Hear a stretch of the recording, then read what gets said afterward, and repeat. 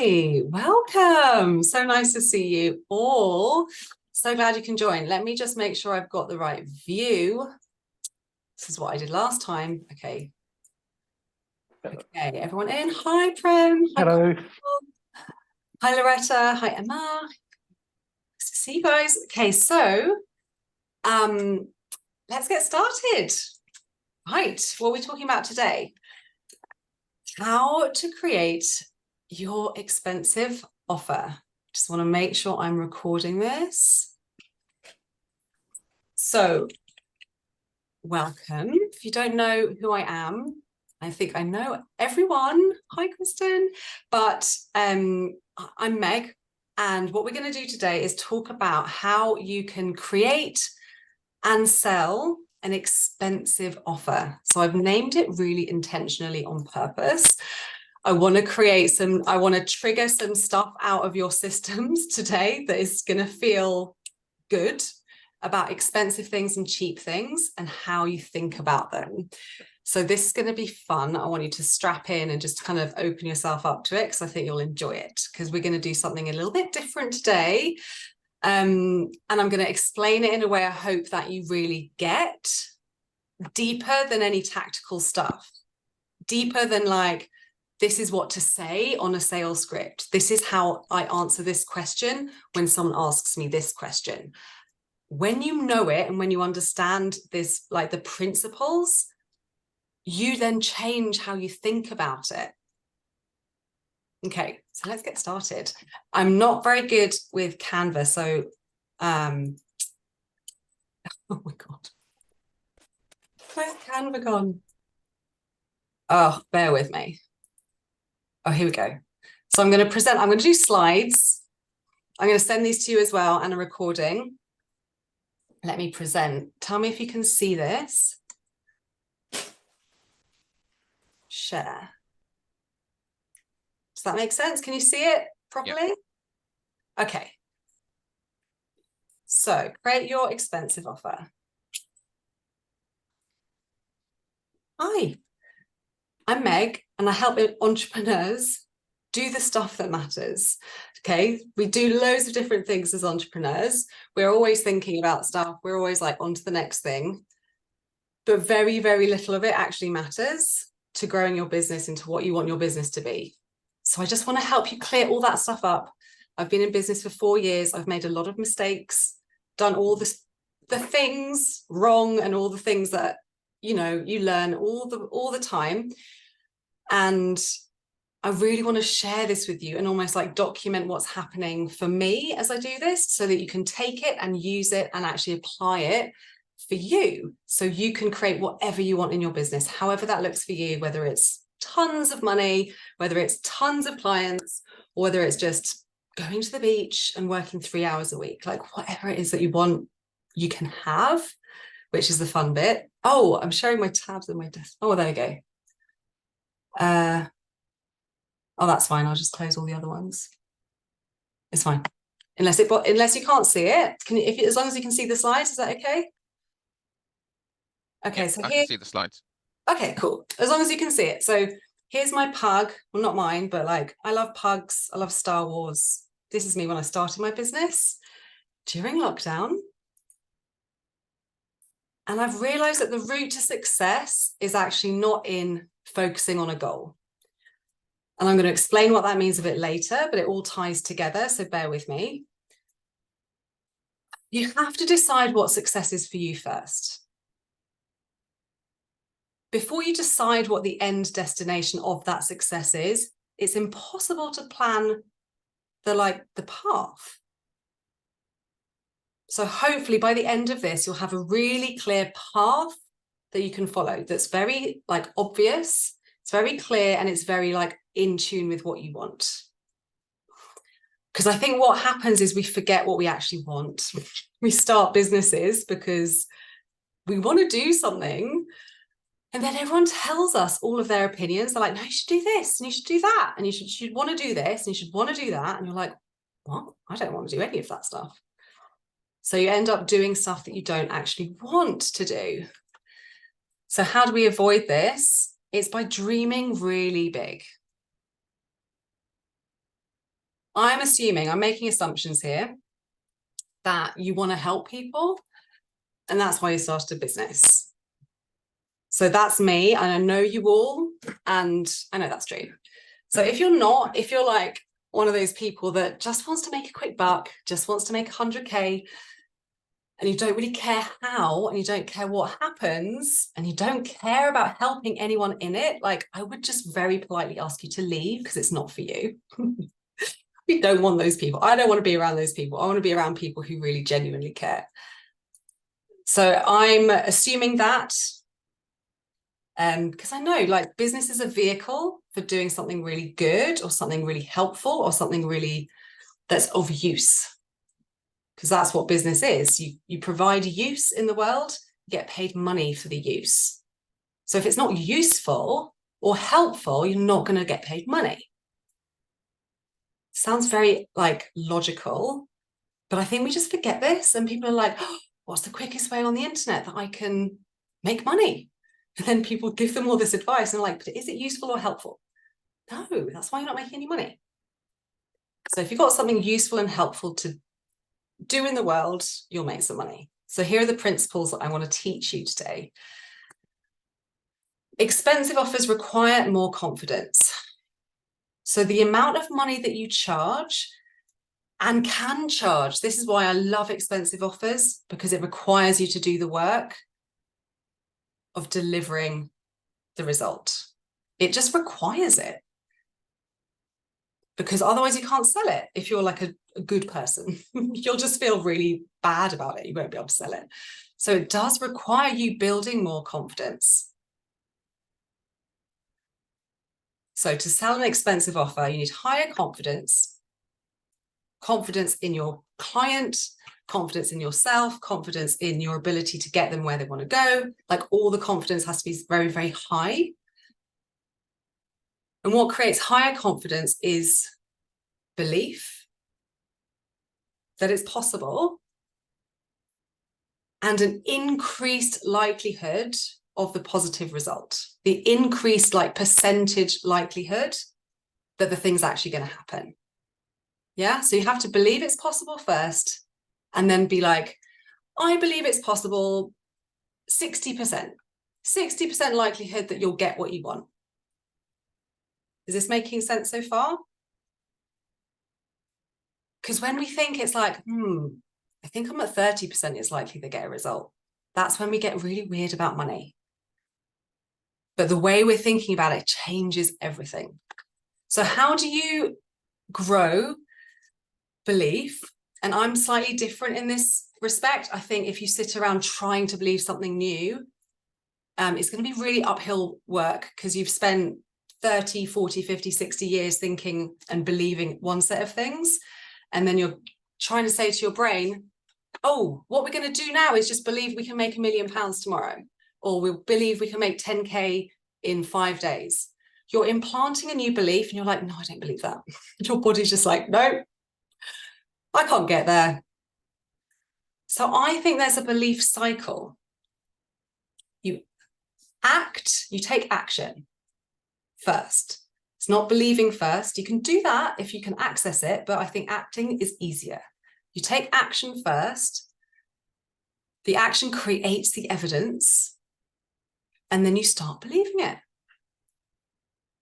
So you just start taking a ton of action, because that's going to grow the amount of data that you have. It's just like a scientific experiment. I just see it as a very logical way. We can sit around trying to believe new things all day long. We can mention like new affirmations, new whatever it is. But if you deep down don't actually believe it, it's going to be really difficult to like just pick up that new belief and be like, oh, tomorrow I'd like believe a new thing now. I believe it's possible. I believe I can make £1 million in a day. Like, it just sounds nonsensical. So act, evidence, and then you get evidence and you start being like, oh, maybe I can. Maybe this stuff actually does work. So I think that's the way to grow the belief. So it's like, people are like, just believe and it will happen. Just believe it with all of your might and it's going to happen. I just think literally like Nike had it right. Just do it and then it will fall into place. has to go first, think it's the wrong way round. So we've got the belief thing, and I'm going to go into like a bit more detail about this through the week. But how do you increase the percent positive? Can't get my words out. You can read the slide. How do you increase the likelihood that they get what they came for? So you create a process, you have humans go through the process, and then you make it better. What we want to do as people with brains is be like, no, I want the finished process before I sell it. I want to sell something for 30K, but I have to know exactly what the finished process is so that I can charge 30K. That seems more logical, doesn't it? That seems more reasonable. But it's actually not how it works. You have to actually just get the evidence first. So it is really like a science experiment. So you start with guessing. You just guess, and then you just go with it, and then you get better and better. Oops. So the second way is just much easier. So principle 2, an expensive offer is going to be for a different client than the one you have now. So my father-in-law has this saying, don't give a donkey strawberries, which I love. It's like, donkeys don't eat strawberries. So don't give it strawberries. Donkeys like hay. You give donkeys hay. So it's the same for your value and your offer. If you've got an expensive offer that creates an incredible result that someone really wants, and you try and sell it to someone who doesn't want the result, you're giving a donkey strawberries. Don't do that. It's really annoying. It's really annoying for you to sell, and it's really annoying for them because they're just like, oh no, no one gets a balloon. You want everyone to get a balloon when you're selling. You want to feel great, and they want to feel great. And principle 3 is expensive offers create more value for everyone. They create more value for you, they create more value for your client, and they create more value for the world. And that is why I like them so much. So we're also going to break some beliefs. So today, I just wanted to like set the context for what we're going to be doing this week and how the work is going to go. But I'm also going to be breaking beliefs with you. So what we think it means to have an expensive offer is you only work with like a few people. It's very exclusive. It's like 5 people. You also think it's going to take longer. Like you'll have to pour in more of your time. Like they have to have more. They have to get more, essentially. If I'm charging 20K, I better be giving something like amazing. They're going to have Voxer access. They're going to be getting all the bells and whistles. I'm going to be like stuffing it full of modules and videos. We have this like association with more money equals more stuff, basically, when it comes to delivering your service or creating a product. It may be that you think there's no demand at that price. This is a really frequent one. It's like, oh, I would charge more, but my clients don't pay that. I've heard this so many times. Oh, I'm so sorry, Naresh, you were in the waiting room and I did not admit you. Apologies. So you're going to have to break these beliefs. I'm going to show you how to do that. So you think there's no demand at that price. Like I want to be charging this amount, but no one's going to buy it because there's no demand. People don't want to pay. Or I need to analyze the competitor market. I need to look outside and look at what everyone else is doing and do like a SWOT analysis and see what everyone else is charging.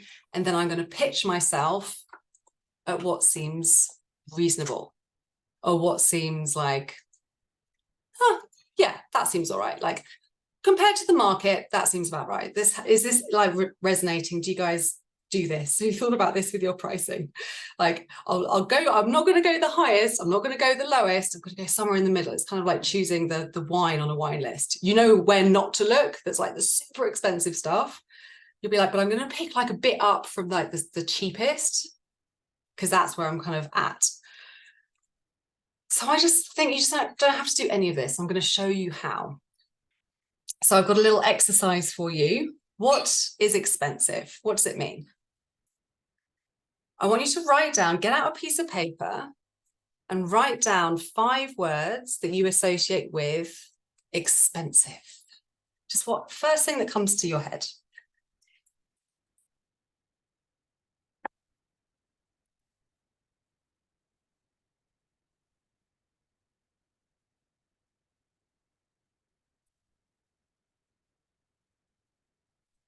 Charging more, yeah. If something's described as expensive, what is it? Like, what do you think about it? Oh, exclusive, yeah. Luxury, quality, exclusive. Oh, bespoke, it's a good one. So what are 5 words you associate with cheap on the other side? So do two columns, one expensive, one cheap. The word cheap, like if someone says that's a cheap handbag or that's a cheap meal.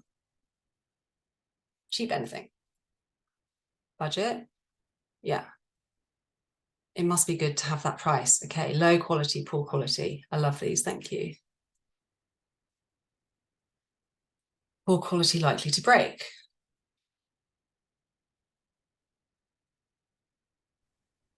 Probably higher value than the price associated. That's a good one. Headache. Home bargains, no value. Okay, so interesting. I love this. So cheap or ordinary? Cheap, ordinary. What? This is to demonstrate that it's a thought. Yeah? Expensive is a thought. It's not actually a thing. When someone says something's expensive, it's not objective. It's completely subjective. So it doesn't exist. It's not a thing. So why go with an expensive, and I'll share with you what the ones that I wrote down were. It was long lasting, I think it was luxurious, the reference point. Can you explain your question, Naresh? I don't understand, sorry. Long lasting, high quality, rare, exclusive. For me, when someone says expensive, doesn't put me off. I mean, ask my husband. He's like, man, you've got the most expensive tastes. And I really do. Doesn't mean I spend money. The two are not related, because how you spend money has got nothing to do with what you think about expensive things. So I love expensive things. I also like cheap things. Depends what level of importance or like how I'm making my decision. I love a bargain. I love a deal that I can get on something. That makes me really happy. But I also love expensive things. So you can have the same two things, like they don't contradict each other.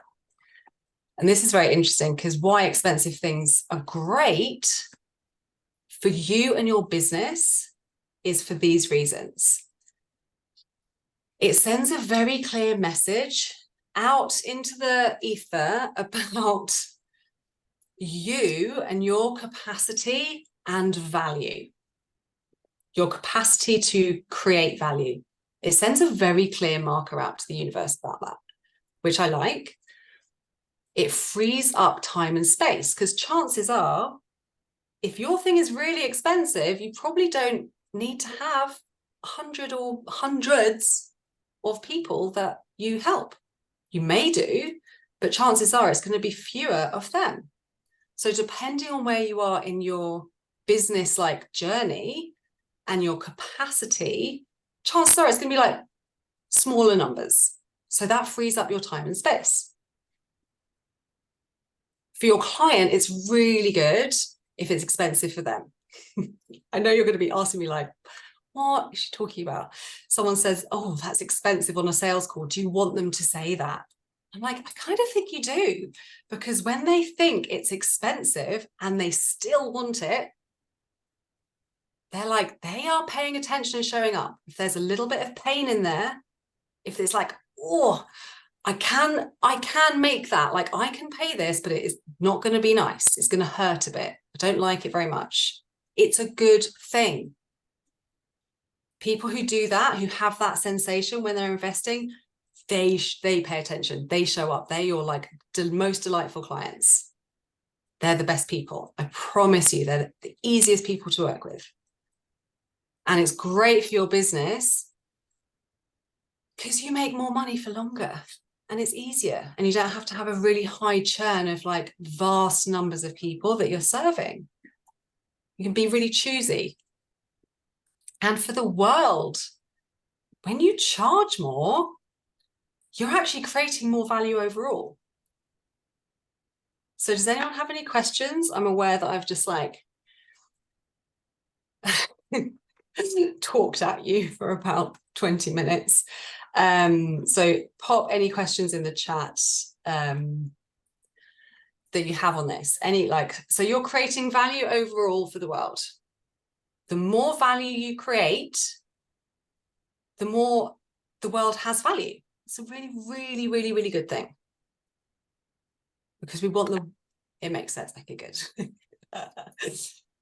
So here's the extra kicker for why I really want to sell you on having an expensive thing in your business to sell. To sell it well, it requires that you focus on doing it well. You focus on the client results. It just requires it. This is why the most incredible entrepreneurs, the most successful entrepreneurs, the measure is money, the output is money, but the value is extraordinarily high because they focus on delivering it. If that makes sense. It's a very good thing. And the reason why it's another very good thing is that when you have a very expensive, quote unquote, offer or service or higher priced, you have to feel really, really safe when you're selling it. You have to feel really safe with yourself. You have to feel really safe about your offer in general. So I'm going to explain this a little bit more.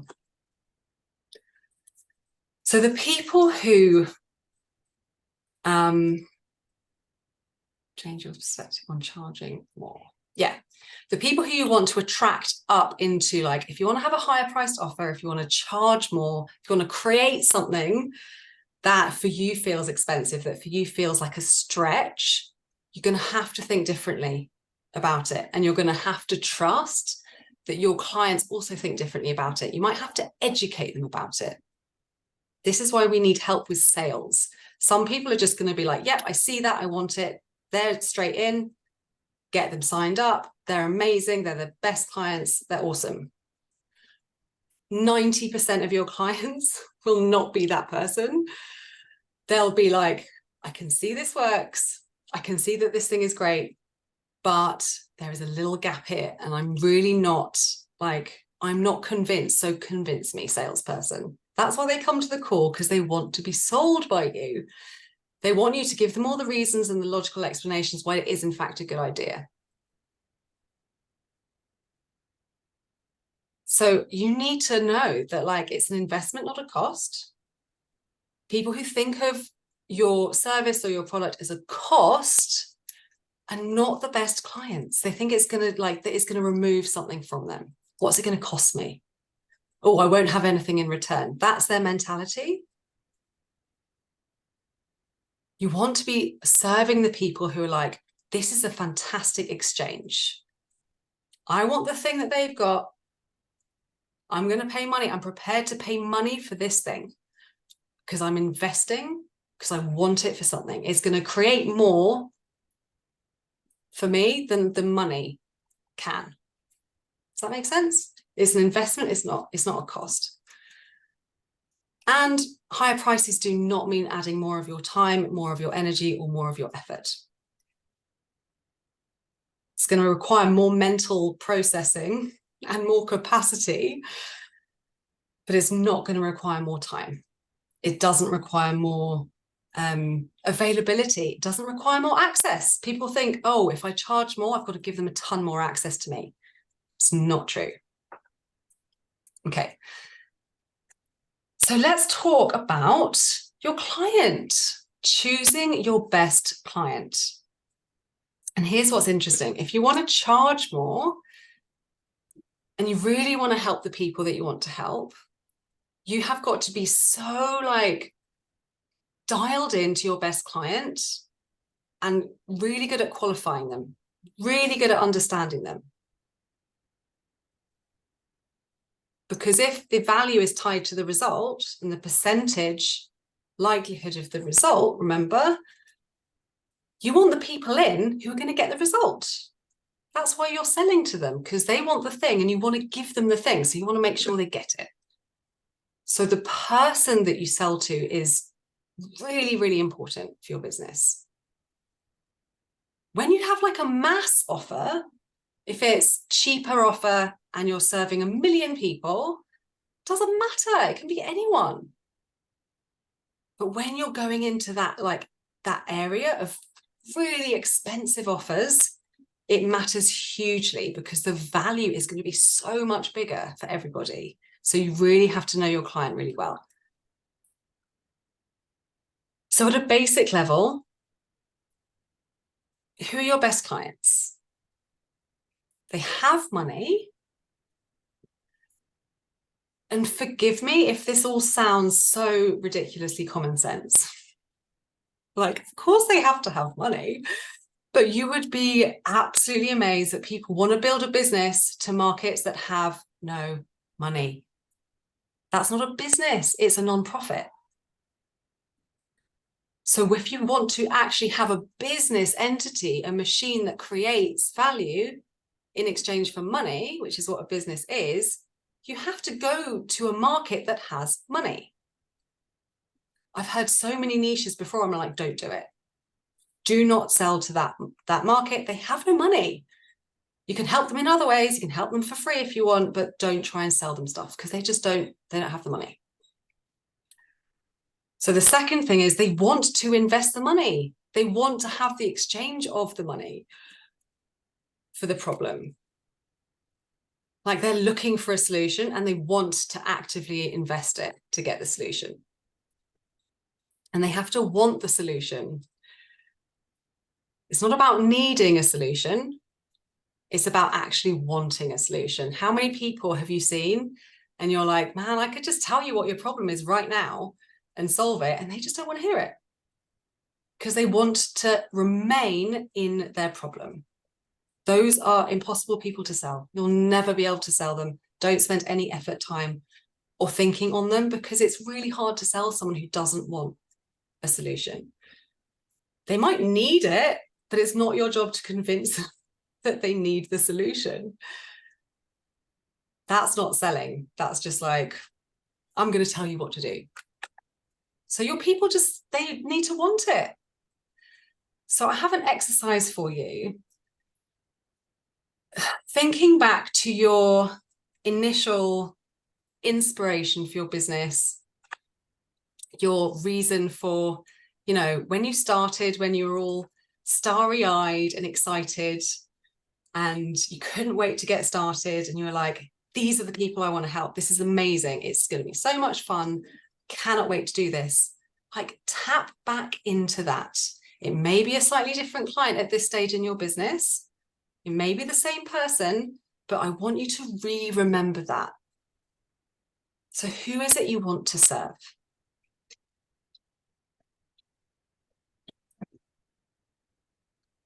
What do they want to solve?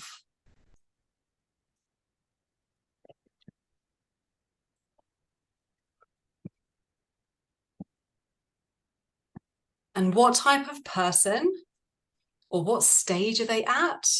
Or what attitude do they have? The person that gets that best outcome is delighted. They walk away with a balloon. You walk away with a balloon. Everyone's happy. Everybody wins. It's not either or. It's both and. Who is that person? Like how do they show up? How can you spot them in a room? You'd be like, that's my person. Is this making sense? Just tell me if like I'm losing you at any point or if you want me to clarify anything.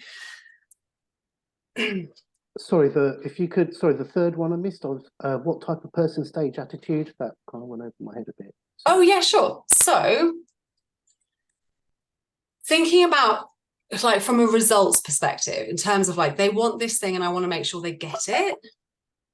Like how do they need to show up and who do they need to be? If you only got, so this is a better question. If you only got paid when someone got the end result. If you're like, here's something wild, work with me for a year and you only pay me if you get exactly what I sold you. If you asked yourself that question, who would you sell to? Does that make it any clearer? If you only got paid on like delivering the result.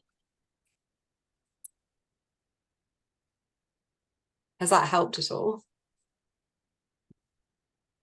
Yes, that has. Okay, good. Yeah, being super selective. Yeah, absolutely. And it's like, it depends how you want your business to be. If you want your business to be this like vast thing that helps all these people, it doesn't really, it's not such a thing, but it is such a thing because you still want them to get the result. So I just genuinely think you shouldn't sell something unless you can stand in like complete groundedness that they will get the result. I just think it's disingenuous if you don't. If you're guessing and you're like, this is what I think might happen, but I don't know because I haven't really thought about it. I just don't think you should be selling it yet. So it's an interesting one. It's like, it's very paradoxical almost. But the more you qualify and qualify and qualify, the more you're going to get very clear on like, oh, it's this person that gets amazing results. What is this piece of the pie? Can you explain your question, Naresh? No, I was saying that when you target, you look at what is the piece of the pie you're targeting.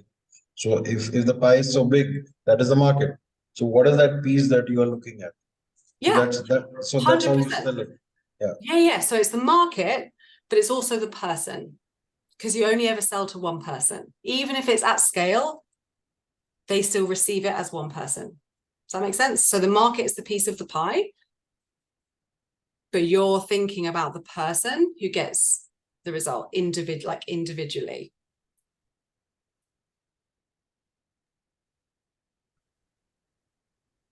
Okay. So yeah, why do they buy something expensive? So I've been thinking about this recently and I love expensive things. My poor husband's like, why do you always choose the market price fish? Like, what's your thought process? I'm like, I just really wanted it. I'm a nightmare for him because we have very different buying mentalities. So this is what I kind of came up with. Why do people buy expensive things when they know it's expensive and they're like, oh my God, that's so expensive, but I still want it? Why do they then still buy it? It's because they care more about the return than the money. They're placing a lesser value on the money, like they care less about having the money, holding the money wherever they're holding it, and they care more about the thing they're going to get. This is really good news for you. So you just get to like play with the levers. They want the solution more than they want the cash. They love being exclusive, or they love being like rare things. They have a big problem that they don't want. So this is why we buy expensive things. And we just like them. They're glamorous and sexy and fun and all the other things, positive associations. Yeah, exactly. So how would you qualify? So how would you qualify your clients into like, who's the best fit for this offer? This is the thing, you have to test. You have to test it. You have to be like, this is my best guess. This is where my head's at now, but I'm going to go and test this. This is why having expensive offers is a process. It's not like a destination. You can be in your mind like, I want this to be an expensive offer. I want to charge £50,000 for this ultimately, but I don't yet know the process. So the percentage likelihood of them getting it is lower in my mind. So I need to do a ton of testing. Is that making sense? So you need to run as many people through it as you possibly can. So you can start to see, you'd be like, oh, this person does extremely well. This kind of person does extremely well. This is a great client for me. You just won't have that information. You won't have evidence of the information before you do it. We want to know all the answers up front. We're like, where are all these people hanging out that spend a ton of money? It doesn't work like that. So it's like this ongoing process of like, okay, I understand. I just have to create more value and then like go and match that. Like decide who I really want to help and then go and match that value. See where I create the most value for that person. This is why I love starting with the person that you love helping. It's very easy then for your thought process to be like, oh, I love helping these kinds of people. I love helping dog owners. What do dog owners like want the most? What's making their life really annoying at the moment? How can I solve a really big problem for dog owners? Because we know people love their dogs. Does that make sense? So depending on your niche and your target and like who you love helping, you can just answer those questions. Be like, who do I love helping? Who do I want to help? More importantly. Yeah, they have a big problem that they want solved. So let's talk about the value equation. So imagine, so like our traditional thinking about, you know, value and money in the world is that it's like, it is a pie, essentially. It is, and it's divided up and like everyone has a piece of the pie and it kind of gets exchanged and the pie stays the same amount. The pie stays the original size. The pie doesn't get bigger. But what actually, if when you solve bigger problems, the pie does get bigger? It creates more value in the world. The pie expands. If you solve small problems, the pie expands a tiny little bit because you're solving a small problem. You're creating like a small piece of value. If you can do that for like 1 billion people and create a ton of value, you can make the pie bigger by doing it that way. But if you solve bigger problems, more valuable problems in the eye of your client, more real, more like important problems, then you can create tons more value for them and for you, for everyone. So what is a bigger problem that you can solve? What's a better problem that you can solve for your people? So thinking about your person that you love to serve, that you enjoy helping, what is a bigger problem that they have? What problem have you been trying to solve that they have now? And what is a bigger problem that they have? Or a better problem that they have? Because we're always going to have problems. It's just the quality of the problems change. Like when you're broke, your problem is like, I've got no money, that's a problem. Then you have money and you're like, oh, my problem is now like, I don't know where to spend my money. Oh, that's a problem. Or like, I don't know what to do with it. I don't know where to keep it. You just get a different set of problems as you kind of go up. Humans, we love our problems. We just create them everywhere. So knowing that like, there's going to be small problems, there's going to be massive ones, like we just create them, whatever stage of life we're in, whatever we're doing. I bet you that in the last 24 hours or 48 hours, you've said to yourself, oh, this is such a problem.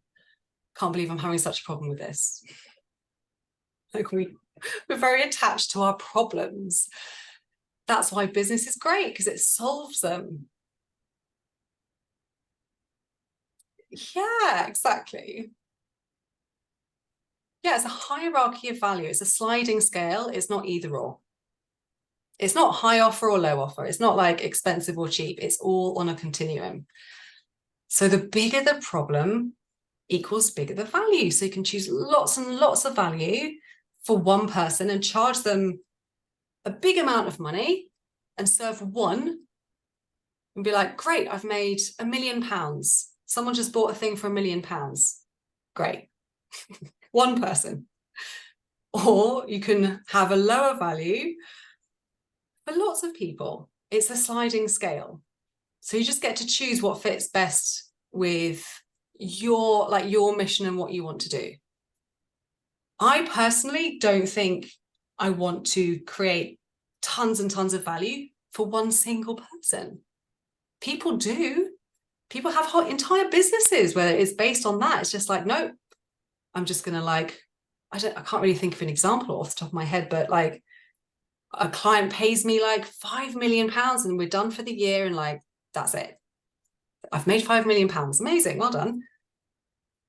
Or you can serve lots and lots and lots of people and create lots and lots and lots of value. I think that it's more valuable overall, generally, to do it for more and more people. But that's, again, it's your choice. It's just how you want to work and like what you want your business to be, to feel like and be like.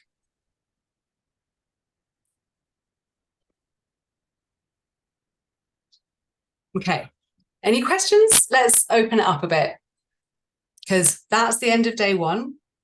I've like dropped a ton of things on I've just kind of put them on your lap and said, right, this is how I think about things. And what's interesting is the only thing that's stopping you from charging more is going upstairs. What's happening upstairs in your mind?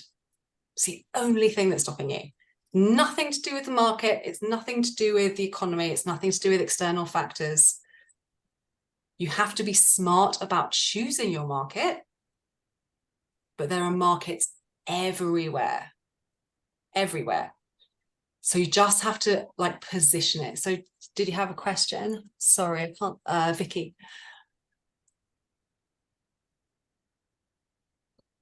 Can you unmute? Yes, I couldn't find it. It moved just as I clicked on it. Yeah, no, it makes perfect sense. It's just switching that sort of belief in your brain, isn't it? I think. Yeah, no, it makes perfect sense. I really need to evaluate who my ideal client is and who my target market is, because I'm targeting the wrong people. Yeah. It's just because we're not taught this. We're not taught it this way. We're taught it based on the money.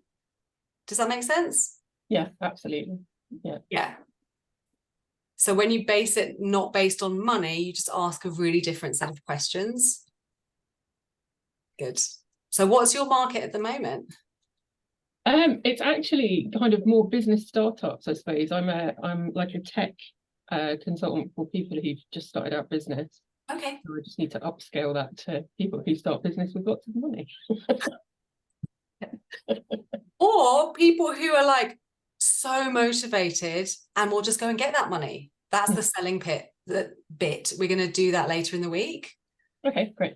Yeah. So I'm going to like walk you through like why, like how to do it, what goes into the offer, but then also how you sell it, because it's a very different sales experience for you and your client than another thing. Yeah, and the bit you said about the people who don't know they have the problem, they're quite happy with it. That makes a lot of sense, because I've spoken to a lot of them as well.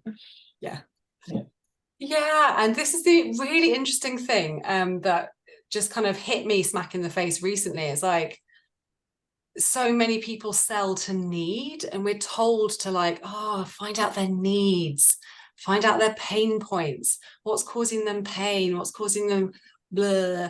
And it's like, people don't love buying like that. Like, I don't like buying like that. I don't want to be like, what's your pain point? Like, I feel crap now. Like, why would you not just sell to like what they actually want? Yeah. I don't think people really like buying what they need. Yeah, I've got not more of a question, but kind of, this is nice to have this great presentation. Really, really enjoying this.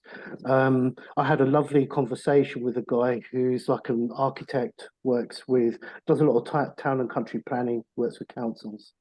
And he started off the conversation with, Brem, look at my website. What do you think it needs? He said, I don't need the website, it hasn't made me any money, and I'm not.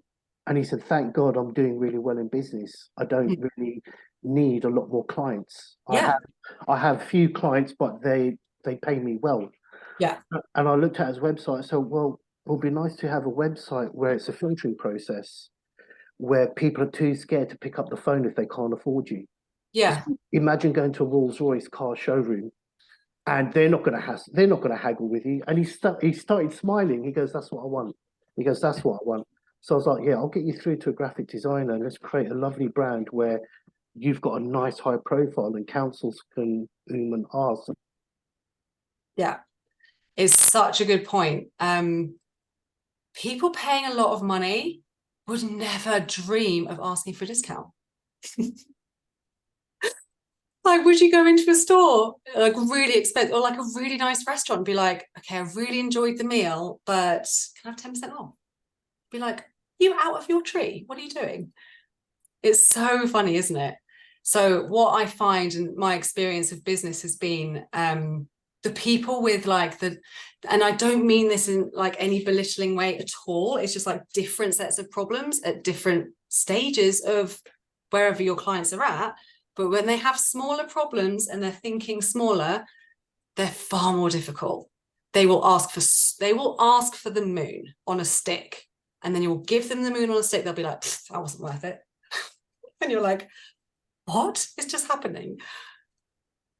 The more you charge, it elevates everybody. Sorry, I didn't see. Has anyone got a question on that? Sorry, I thought I saw a chat. So yeah, it's so true. You wouldn't dream of walking into a Rolls-Royce showroom and haggling. But this is what we're doing with ourselves. We're haggling in our brains all the time. We're having this constant conversation about our clients and their ability to pay money. It's literally none of our business. What are we doing? It's not up to you where they get money from or how they get money, or if they get money. It's nothing to do with you. And I'm going to talk about this a bit more because it is all about positioning, and it's all about like your capacity to just be very confident. And what has to go into that? Your ability to show them how it works and be very clear in describing it.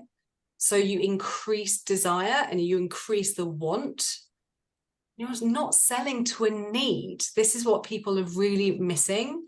And it's kind of like keeping people really stuck. I think it's keeping everyone really stuck in scarcity and not greatness. And this is why I see lots of businesses really like flaming out, because they're selling to a need, and the need is making everyone feel really terrible. So it's a terrible sales experience. Everyone feels pressured and angsty, and they're worried about money. You want to shift out of selling to need and sell to desire and want and all the fun things and joy, and be very good at that. That's far more fun. It's much lighter. It doesn't feel heavy. Have you ever had that experience of like scrolling through Instagram or Facebook and be like, ugh, don't like that. I don't like the positioning or the content or like just the message. It just kind of jars with me. It's because people are using this, and it is manipulative. It is manipulative, and there's like using it for good, and there's using it to just nefarious ends of just making a ton of money off people who don't know better. And I deeply disagree with it. So that's why we feel kind of a bit sick sometimes when we're looking on Facebook or Instagram or wherever people are, posting all this content. It's because they're selling to need, and they're pinpointing specific needs, and they're kind of going deep and exploiting those needs. In my honest opinion, it's not everyone's opinion. Like it's not everyone's bag. I might disagree with tons of people, but I don't like it at all. So if you're all about value creation instead, you shift the conversation completely. And I know all of you here are more concerned with actually helping people and doing it than the amount that's in your bank. And that's what I've just realized has made me a terrible salesperson in my career. Because what business wants to employ a salesperson who doesn't care about commission? This is a problem. If you want your sales, now you have a business, you want your salespeople to be hungry. Like, you want them to be super hungry. You don't have to be hungry. You don't have to be like, I'm going for the commission. You're not your salesperson. You are at the moment, maybe. But your sales team, your sales operation, you want them to be hungry. You want them to be trained. You want them to be ethical. You don't have to be the salesperson. You just have to be the person that creates a ton of value and then helps a ton of people and does it very, very, very well. And then gets the right people to be hungry and like commission driven. Just made me laugh because I look back on my employers and I'm like, God, no wonder I was sucked at that job. It was a disaster. What a bad fit. Surprised I didn't get sacked. So any other questions? You can pop them in the chat. You can unmute anything that's coming up that needs more explanation. No? Okay. Well, I've given you some food for thought. So what we're going to do tomorrow, let me just check and make sure I didn't miss anything. Let me stop share for 1 second. Okay. So what we're going to do tomorrow is we're actually going to talk about your client. We're going to go more into the qualification process, more into the thought process about who it's for. So you can actually build a framework out. So this is what I want to leave you with. It's useful to have tactics. Don't get me wrong. It's very useful to have a sales script. It's very useful to have like questions and verbatim things that you can say. But what is like far more useful than that tactical stuff is actually understanding why it works. So what happens when we don't understand why something actually works is we apply it and then we're like, well, that didn't work. That was stupid. And then we don't know how to change it. So if I can give you the tools to actually understand it, then you can just go and do it all for yourself. You don't need anybody to help you with it. You can apply it yourself. But it really does come down to understanding. So spend some time with it, like try and understand what the levers are and how I think about it and the mental models that I'm using, and kind of plug it into your business so you can replicate it and you can repeat it. Because it's no good being able to create a result if you don't know how you can repeat it. Because that means you're on that like entrepreneurial feast and famine cycle, but you don't know why. Okay, so let me just have a quick look. What are we doing tomorrow? Okay. Oh, and in the meantime, I'm available for chats. If you want to book a call, if you want to just ask me any questions and just be like, you said something I didn't understand, I was really would like you to explain it, you can have that time. So just like send me a message or something and I'll have a chat with you. So let me see. So yeah, I think that's it for today. Yeah, that's it for today. I'm going to wrap it up there. We're 5 minutes early. But yeah, I will see you tomorrow at 12. Make sure you come live. Make sure you just kind of like absorb. You don't have to write anything down. You've got the deck. You can refer back to that and you can make some notes. But I will see you tomorrow at noon. Okay. Thanks, Thank Meg. you so much. Cheers. Bye now. Bye. See you later. Bye. Thank you.